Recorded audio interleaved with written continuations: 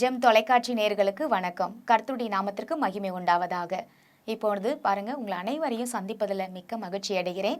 இன்றைக்கு தேவன் நிரப்புவார் அப்படின்ற தலைப்பில் பார்க்க போகிறோம். அப்போஸ்தலர் நடபடிகை புத்தகம் பாருங்க, 2ஆம் அதிகாரம் 2வது வசனத்தை இப்பொழுது நாம் வாசிக்கலாம். அப்பொழுது பலத்த காற்று அடிக்கிற முழக்கம் போல வானத்திலிருந்து சடுதியாய் ஒரு முழக்கம் உண்டாகி அவர்கள் உட்கார்ந்திருந்த வீடு முழுவதையும் நிரப்பேற்று. அப்போஸ்தலர் நடபடிகை புத்தகம் 2ஆம் அதிகாரத்தை முழுவதுமா நம்ம படிச்சு பார்த்தா பாருங்க, ஆண்டவருடைய அபிஷேகத்துக்காக தேவனுடைய வல்லமையை பெற்றுக்கொள்ள 120 பேர் அங்க காத்துக்கிட்டு இருக்காங்க. எருசலேம்ல காத்துட்டு இருக்கும்போது சடுதியாய் ஒரு முழக்கம், அட்டன் டைம்ல பாருங்க, சடுதியாய் ஒரு முழக்கம், ஒரு செகண்ட்ல அந்த முழக்கம் பாருங்க வானத்திலிருந்து உண்டாகி, எப்படி சடுதியாய் ஒரு முழக்கம் உண்டாகி வீடு முழுதுமாய், அவங்க உட்கார்ந்திருந்த வீடு முழுதுமா பாருங்க நிரம்பிற்று. வீடு முழுதுமாய் நிரம்பிடுச்சு அப்படின்னு சொன்னால் அப்போ அது பிளஸ்ஸிங் தானங்க. எந்த இடத்துல காலி ஆகுதோ அது பிளஸ்ஸிங் கிடையாது, அந்த இடத்துல ஆசீர்வாதம் திருடப்படுது. ஆனால் ஆண்டவர் ஆவியானவர் என்னைக்கு ஒரு மனுஷனுக்குள்ள வாழ்க்கைக்குள்ள வராரோ அன்னைக்கு ஒரு முழக்கம், ஒரு சத்தம், ஒரு அதிர்வு அந்த இடத்துல ஏற்பட்டு அந்த வீடு முழுதுமா நிரம்பிருச்சு. எந்த வீடு முழுதுமாய்? கொரிந்தியர் புத்தகத்தில் நம்ம வாசிக்கிறோம், நீங்களே தேவனுடைய ஆலயமாக இருக்கிறீங்க. அப்போது தேவனுடைய ஆலயம் எங்கெங்க இருக்கு? நம்மளுடைய சரீரம் தான் தேவனுடைய ஆலயம்னு நம்ம வேதத்தில் பார்க்குறோம். அப்போது தேவனுடைய ஆலயமும் நிரம்பப்படுகிறது. அவங்க உட்கார்ந்துருக்கிற இடம் முழுதுமா பாருங்க ஆவியினால் நிரப்பப்பட்டு அந்நிய பாஷை ஒருத்தருக்கு ஒருத்தர் பேசி அவங்க பற்பல பாஷைகளில் பேசி எழுந்து ஊழியத்துக்கு போகிறாங்க சீஷர்கள். பெரிய பெரிய அற்புதங்கள்லாம் நடக்குது. அப்போது தேவன் நிரப்புகிற தேவன்க. தேவன் உங்களுடைய வாழ்க்கையில் வந்திருக்கிறார் அப்படின்னு சொன்னீங்கன்னா நிச்சயமாகவே உங்கள் வாழ்க்கையில் குறைவுகள் போகும், நிறைவு தான் இருக்கும். வீடு முழுதும் நிரப்புனார் அப்படின்னா அங்கே வெறும் ஆவியை குறித்து மட்டும்தான் பேசுகிறாருங்க இல்லைங்களா? 2வது வசனத்தை நம்ம வாசிக்கும் பொழுது வெறும் ஆவியானவரால் நிரப்பப்படுறதை மட்டும்தான் நம்ம பார்க்க முடிகிறது. ஆனால் ஆவியானவர் எங்கெல்லாம் இருக்கிறாரோ அங்கே ஒரு விடுதலை இருக்குது.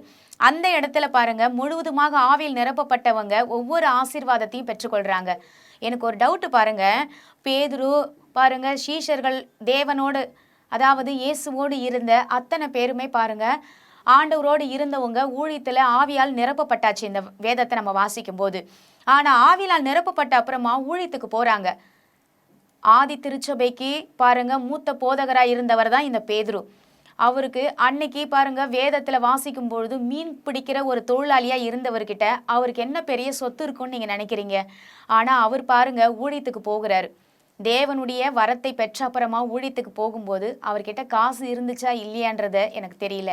ஆனால் அவர் ஊழியத்திற்கு போகும்போது முதல் பிரசங்கத்திலேயே 3000 பேர் ரட்சிக்கப்படுறாங்க.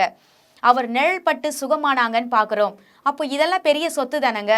ஒரே ஒருத்தர் அப்பாயின்மெண்ட் வாங்கிட்டு ஒரு டாக்டர்கிட்ட போனால் 5000, 8000, 10,000, 1 லட்சம், 4 லட்சம்னு செலவு பண்ணும்போது 3000 பேர் ரட்சிக்கப்படுறாங்க. 5000 பேர் பாருங்க அவர் நிழல் பட்டு சுகமாகறாங்கன்னா அங்கே எவ்வளோ காணிக்க வந்திருக்குன்றத சில நேரம் பாருங்க நான் ஆலோசித்து பார்க்குறது.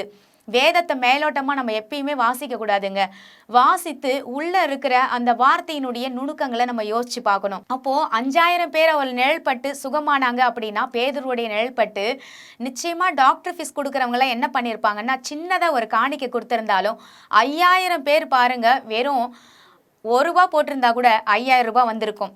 அந்த காலத்தில் 5000 ரூபாய் பணத்தை வச்சு மறுபடியும் ஒரு ஊழியத்தை செய்ய முடியுமா? முடியாதா? அப்போது உங்கள் வாழ்க்கையில் எதெல்லாம் பிரச்சனையாக இருக்கோ, எதெல்லாம் வெறுமையாக இருக்கோ, ஆவியானவர் வரும்பொழுது பாருங்கள் அந்த இடத்துல தேவன் நிரப்புகிறவராக இருக்கிறார். இது வரைக்கும் ஒருவேளை உங்கள் வாழ்க்கையில் எல்லாமே இல்லை அப்படின்னு சொல்லி போயிட்டு இருந்துச்சு சூழ்நிலை அப்படின்னா, இனி உங்கள் வாழ்க்கையில் தேவனை நீங்கள் அழைக்கும் பொழுது எல்லாமே நிரப்பப்படும். ஒவ்வொரு நாளும் நீங்கள் பரிசுத்த ஆவியானவரை கனம் பண்ணுங்க, நீங்கள் அழைத்து கொள்ளுங்க. உங்கள் வாழ்க்கையில் அவர் ஒரு பார்ட்னராக இணைத்து கொள்ளுங்க. அப்போ உங்க பிசினஸ் ஆகட்டும், உங்க வேலையா இருக்கட்டும், உங்க குடும்ப வாழ்க்கையா இருக்கட்டும், எதுவா இருந்தாலும் பாருங்க தேவன் நிரப்புவார். எங்கள் அன்பும் இரக்கமும் நிறைந்த நல்ல தகப்பனே, நாங்கள் உம்மண்டையில் வருகிற சுவாமி, இந்த நாட்கள்ல தேவன் நிரப்புவார் என்ற தலைப்புல நாங்கள் பார்த்தோம்.